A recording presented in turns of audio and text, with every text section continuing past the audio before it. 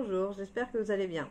Alors j'ai réupload cette vidéo puisqu'à première vue, dans ce monde, nous n'avons pas le droit d'exprimer notre opinion.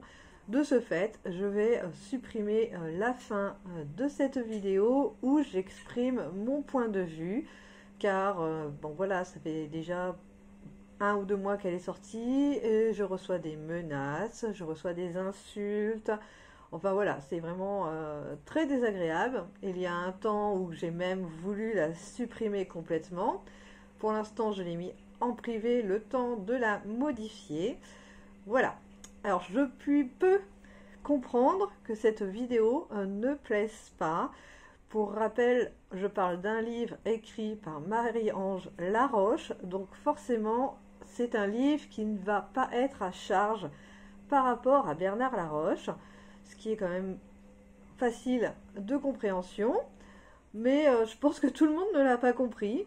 Ce n'est pas pour ça que je ne connais pas l'histoire du petit Grégory, c'est une histoire que je connais extrêmement bien. Je l'ai juste abordée sous un autre angle. Après, j'exprime un petit peu quand même mon opinion en disant que moi, je ne pense pas spécialement Bernard Laroche coupable, mais voilà, c'est plutôt à la fin que mon opinion a vraiment été non respectée. Donc, je préfère supprimer cette dernière partie. Mais qu'on vienne pas me dire que je ne connais pas cette affaire, c'est complètement faux.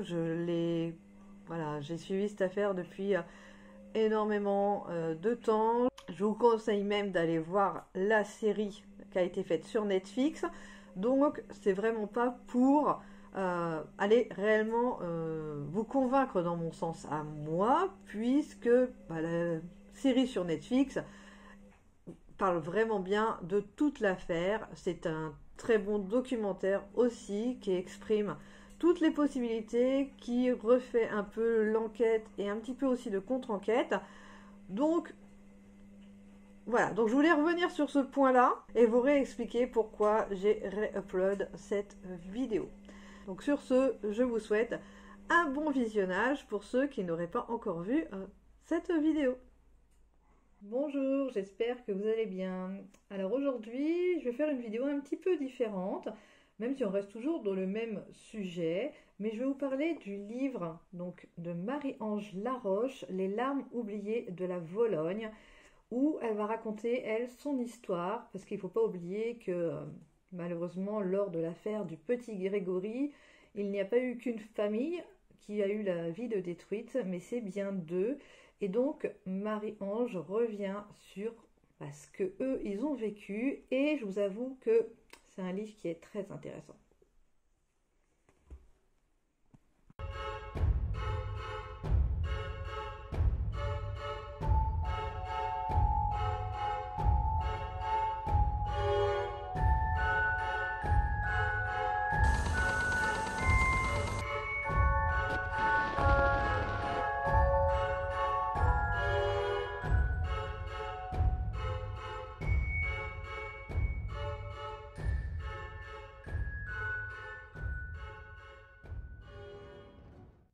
Alors voilà, je vais vous parler un petit peu donc de l'affaire Grégory, mais je ne vais pas faire une vidéo sur ce sujet-là vraiment complète, parce que je pense que vous en avez tous entendu parler. Ça s'est passé en 84, moi j'avais que 4 ans et j'en ai entendu toute ma vie de cette histoire-là.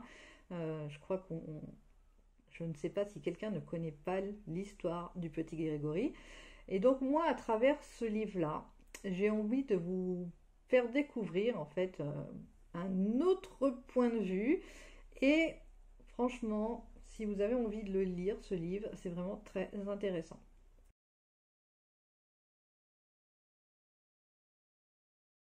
Alors le 16 octobre 1984, Christine Villemain va chercher son fils, donc Grégory, chez sa nourrice aux alentours de 16h50. Elle rentre chez elle, son fils a envie de rester jouer dehors devant le tas de gravier de la maison. Donc elle le laisse faire. Pendant ce temps-là, elle rentre dans la maison, elle va faire du repassage. Elle ne peut pas le surveiller puisque les volets sont fermés. Son mari avait l'habitude de laisser fermer la maison quand il partait travailler le matin. Et comme il est déjà tard et qu'à cette heure-là, au mois d'octobre, il fait vite noir, elle ne va pas ouvrir les volets, donc elle ne peut pas surveiller son fils. Vers 17h30, elle retourne pour faire rentrer donc son petit garçon. Et là, malheureusement, Grégory a disparu. Donc, elle va se mettre à sa recherche. Elle va prendre sa voiture, aller chez sa nourrice, voir si des fois il serait pas retourné là-bas. Bon, un garçon de 4 ans, bref. Euh, voilà, je trouve bizarre qu'il serait retourné là-bas. Mais bon, elle cherche son fils. Elle ne le trouve pas. Entre-temps, il y a le frère de son mari qui lui reçoit un coup de fil de ce qu'on appelle le corbeau qui, depuis 1981, envoie des lettres anonymes et des coups de fil anonymes à toute la famille Villemain qui lui donc annonce donc à l'oncle qu'il a tué le petit Grégory et qu'il l'a jeté dans la Vologne. Effectivement, à 21h30, Grégory sera retrouvé pieds et poings noués dans la Vologne avec son bonnet qui recouvrira son visage. Il sera donc malheureusement mort. Alors à cette époque, on ne sait pas si c'est d'hydrocution ou de noyade. L'heure du décès par le médecin qui vient diagnostiquer la mort est évaluée aux alentours de 17h30. Mais le lendemain, lors de l'autopsie, la mort de Grégory est estimée à 17h15. Donc voilà, suivant les horaires, ça laisse quand même un très court créneau sur le moment où a été enlevé Grégory et sur le moment où il a été tué. À peu près un créneau de 25 minutes. Alors, les jours suivants, la gendarmerie va commencer à interroger tout le monde, va faire une dictée à énormément de personnes pour essayer de voir s'ils reconnaissent l'écriture du corbeau. Mais voilà, ça va pas être une grande réussite leur enquête. Toutefois, ils vont quand même après s'obstiner donc sur la famille Laroche, principalement sur Bernard, et ils vont presque faire, enfin ça va devenir un harcèlement pour cette famille. Et la gendarmerie va tout faire pour orienter les accusations vers Bernard. Alors on va parler de l'expertise en écriture qui donc culpabiliserait Bernard. On dit que ça serait lui qui aurait écrit les lettres anonymes. Ensuite vient contre lui le témoignage de sa belle-sœur Muriel. Mais quelque temps après, tout ce que la gendarmerie a fait comme enquête sera petit à petit démonté. Malheureusement, le mal aura été fait et les parents de Grégory, eux, dans leur tête, c'est forcément Bernard qui a tué leur fils. Et le 29 mars 1985, Jean-Marie Villemain va donc abattre Bernard devant les yeux de son fils et de sa femme. Après avoir tué Bernard, Jean-Marie Villemain va aller rendre visite à sa femme, puis il va se constituer prisonnier. Là, il va raconter avoir été chez Bernard pour discuter, mais que celui-ci l'aurait provoqué et que donc il l'aurait tué. Alors par la suite, on apprendra que de tout cela, il n'y a pas grand-chose de vrai, puisque il y a un journaliste qui expliquera que plusieurs fois Jean-Marie Villemain s'est confié à lui, comme quoi il avait déjà essayé de tuer donc Bernard. Ce même journaliste l'avait même suivi un soir suite à une discussion et de peur qu'il passe à l'acte. Justement, il avait trouvé donc Jean-Marie Villemain et sa femme en planque en train d'attendre Bernard Passé qui allait au travail pour pouvoir le tuer. Là, il les avait empêchés. Et donc, en fait, il va se défendre en disant qu'il était venu pour discuter. Donc, en fait, c'est un crime de sang-froid qui y a eu lieu, mais cependant, ça n'a pas été jugé de cette façon-là. Bernard Laroche est donc mort en étant présumé innocent alors qu'il devait recevoir une ordonnance de non-lieu car suite aux nouveaux éléments qu'avait le juge, pour lui, maintenant c'était clair, ce n'était plus Bernard qui était le coupable, mais finalement c'est vraiment la gendarmerie qui avait tout fait pour orienter et pour vouloir clôturer cette affaire, avoir un coupable idéal, et donc tout avait été orienté vers lui, chose qui finalement n'était pas le cas. Bon, je sais qu'aujourd'hui beaucoup de personnes croient encore Bernard Laroche coupable. Euh, Personnellement, ce n'est pas mon point de vue, surtout après avoir lu donc, le livre de Marie-Ange Laroche.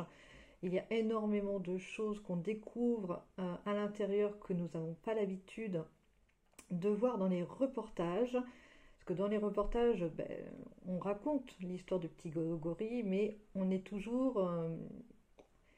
il y a toujours Bernard Laroche qui est le coupable idéal aux yeux de tout le monde.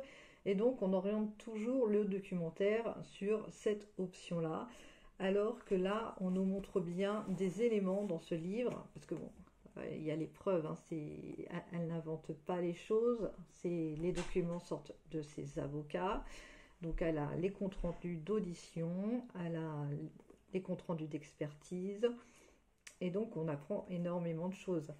Par exemple, je ne sais pas si vous avez vu le documentaire Netflix, on nous parle d'une seringue et d'une bouteille d'insuline qui aurait été retrouvée sur les lieux où aurait été jeté le petit Grégory.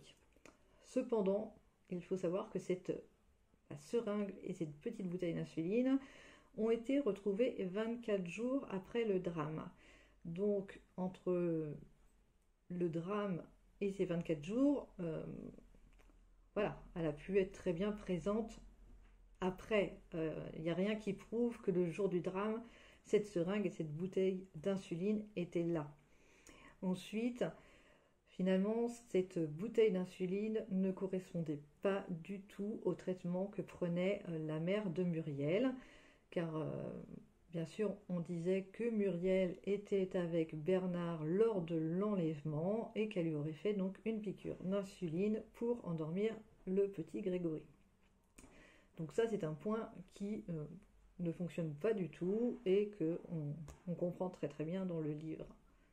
Ensuite, il y a d'autres points qui sont quand même très embêtants, j'ai envie de dire, parce que entre la façon dont ont été recueillis les aveux de Muriel, on a beau dire là aussi que elle est revenue sur ses aveux puisque sa famille l'aurait poussée à se rétracter. Mais quand on voit dans quelles conditions ont été obtenus les aveux de Muriel, une enfant de 14 ans, fragile psychologiquement, qui a été interrogée seule pendant plusieurs heures avec des gendarmes qui en avaient absolument après son beau-frère, qui était déjà venu la veille la questionner chez elle. Il lui avait déjà posé des questions en voulant encore orienter les réponses qu'il souhaitait. Et forcément, ils ont réussi à avoir ce qu'ils voulaient au final. Alors voilà, on pense effectivement que Muriel est revenue sur ses aveux parce qu'elle aurait été obligée vis-à-vis de sa famille. Cependant, le procès de Jean-Marie Villemain a eu lieu 8 ans plus tard. Muriel avait donc 23 ans, c'était une femme adulte, et lors du procès, elle a expliqué exactement ce qui s'était passé lors de son interrogatoire. Donc à ce moment-là, à l'âge qu'elle avait, si elle n'avait plus de raison de mentir, et c'est là qu'elle a bien expliqué que les gendarmes l'avaient traitée de menteuse, l'avaient menacée d'aller en maison de correction si elle ne répondait pas, qui lui avait dit que les complices allaient finir en prison et que quand elle serait majeure, elle irait en prison. Donc pour une petite fille de 14 ans, c'est quand même des choses qui sont quand même très, je pense, dures à entendre, qu'on peut avoir peur. Comme c'est expliqué dans les livres, Muriel avait peur, tout simplement peur, et donc elle a dit oui à tout ce que lui disaient les gendarmes. Quand ils lui disaient ça s'est passé comme ça, oui. Quand ça s'est passé comme ci, oui. Donc elle avait juste envie, c'était de rentrer chez elle. Et ce n'est pas la première fois que ce style d'interrogatoire arrive, et c'est pas la première fois que on sait que des gendarmes font pression sur des témoins. Enfin voilà, c'est encore un des points, je pense, qui a été le plus décisif dans cette arrestation de Bernard Laroche et qui fait que tout le monde a décidé qu'il était coupable, mais enfin, normal, enfin, il n'en est rien. Donc jusqu'à aujourd'hui, il est toujours présumé innocent, donc on ne peut pas le décrire comme meurtrier. Alors il y a d'autres incohérences encore dans tout cela qu'on retrouve encore une fois dans le livre. C'est entre la description de la journée que donne Bernard Laroche et ce que les gendarmes disent qu'il est arrivé. Si on reprend donc le témoignage de Muriel, son beau-frère serait venu la chercher à 17h au collège de Bruyères. Donc voilà, normalement à 17h, il est au collège. Cependant, les gendarmes disent aussi que le corbeau était à 17h à la poste, sauf qu'entre les deux lieux, il y a 7 km de différence. Alors quand on parle du corbeau, on parle aussi de Bernard Laroche. Donc il ne pouvait pas être à deux endroits différents. Ce n'est totalement impossible. De plus, ça ne correspond pas du tout à ce qu'il a dit dans son emploi du temps. Donc en fait, c'est que des incohérences qu'il y a dans cette affaire et surtout dans ses preuves contre Bernard. Il n'y a rien de cohérent. Et c'est pour ça que moi, j'ai envie de vous conseiller vraiment, vraiment de lire le livre de Marie-Ange.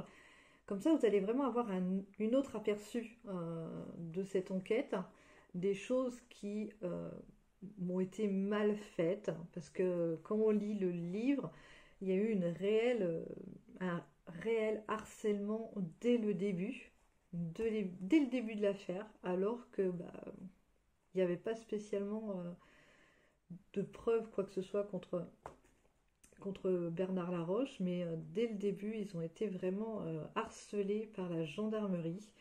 Et voilà, petit à petit, tout s'est construit autour d'eux. Et c'est juste, voilà, lisez-le si vous voulez un autre aperçu. Si vous êtes persuadé que Bernard Laroche est coupable, c'est indispensable de lire le livre pour vraiment avoir une autre opinion. C'est pour ça que j'avais vraiment envie de vous en parler, parce que je vois vraiment trop de documentaires où on va toujours vraiment dans le sens que c'est le coupable. Coupable, il est coupable. Mais on ne cherche pas à voir les autres versions, on ne cherche pas à voir ce qui n'est pas cohérent. Et je trouve ça vraiment dommage parce que je pense que aujourd'hui, malheureusement, le tueur est sûrement dans la nature et c'est très grave. Même si ça fait plus de 20 ans, plus de 20 ans, plus de 30 ans, bientôt 30 ans, je trouve que c'est très grave qu'on soit acharné sur cette personne et qu'on n'ait pas cherché d'autres pistes. Alors, pour en revenir à Jean-Marie Villemin, il a été donc condamné à 5 ans de prison, dont un avec sursis. Alors bon, personnellement, je veux bien croire que tout le monde pense qu'il a tué un assassin. Mais ce n'est pas une raison. Tuer une personne, c'est une vie. On n'a pas le droit de prendre la vie de quelqu'un. On laisse la justice faire, même si c'était peut-être le tueur. Euh, 5 ans de prison avec un sursis, c'est vraiment rien du tout. Il n'y a pas eu de justice en fait. Pour Marie-Ange, il n'y a pas eu de justice. C'est toujours accuser son mari, condamner son mari, alors que ben, il est toujours prisonnier, présumé innocent. Donc personnellement, je trouve ça totalement honteux de la part de la justice euh, d'avoir condamné si peu. Enfin, c'est vrai que cette affaire est tellement complexe et je crois que bah, aujourd'hui encore, bah, vous savez, si vous regardez un peu l'actualité, vous savez que l'affaire est toujours en cours, qu'il y a des nouveaux tests ADN. Enfin voilà, il y a toujours des rebondissements dans cette affaire-là, mais on en oublie un petit peu aussi bah, les autres victimes, les victimes collatérales.